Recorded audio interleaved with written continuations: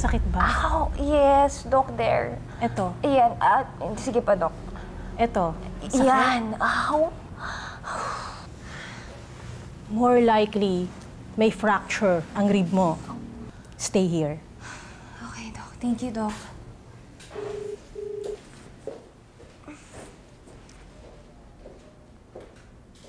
Pwede ba tumigil ka dyan?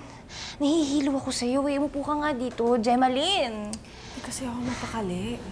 Upo ka dito. Nahihilo ako sa'yo eh. Lakad ka ng lakad. Gusto kong malaman kung nahanap na nila yung lalaking yun. Tignan ko lang yung crystal ball ko, ha? Seryoso ako. Seryoso din ako. Hello, hindi naman ako fortune teller, no? Para ako yung tanungin mo. Ba't di mo na lang kasi tawagan yung jowa at jowa mo? Hindi ko nga siya jowa. Ang kulit mo. Ew. Beast mode? Agad-agad? O di hindi.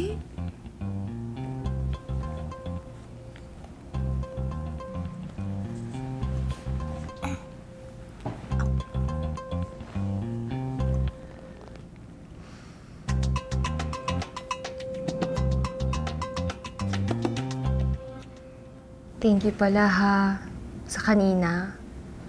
Pinagtanggol mo ko kay Astrid.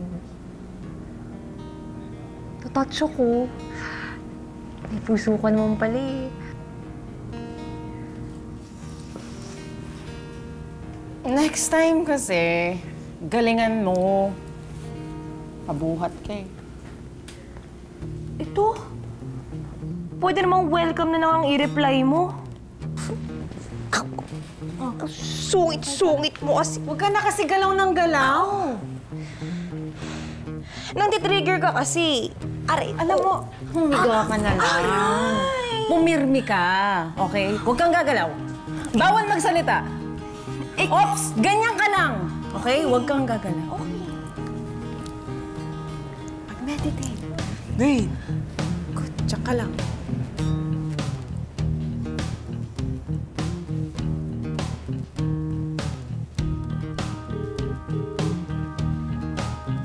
Okay na ako. Ako na. Okay na. Ow. O, dandan. Sige na. Bumalik ka na dun sa base. Iwan mo na ako. Swear. Okay lang ako na ako. dyan. Ako na. Okay lang. Sige na. Iwan mo na ako. Matatawagan ba ako para masamahan ka dito? Alam mo, carry na ako. Kasi nag-iintay na lang naman ng results ng x-ray. So, okay na yan. Wala kang kapatid or pinsan man lang na pwede kong tawagan? Wala eh. Only daughter. Si Lola lang talaga yung family ko sa life. Tsaka, alam ko naman papuntahin ko siya dito, no? Hindi naman pwede. Hindi naman sana himasok ako sa buhay mo, pero ano ba kasi nangyari sa magulang mo?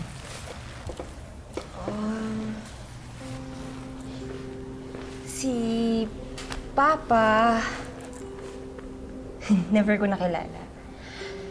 Tapos si Mama naman, namatay kasi siya sa isang aksidente nung baby pa lang ako. Which reminds me, tingnan mo to.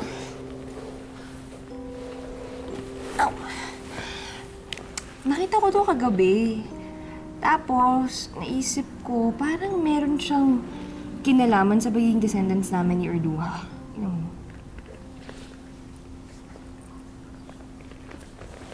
Ayan o. Yung sword, tapos yung science. Nakita ko na yun sa paintings ni Lola eh. By any chance ba ikaw, nakakakita ka na ba ng tattoo na ganyang klase?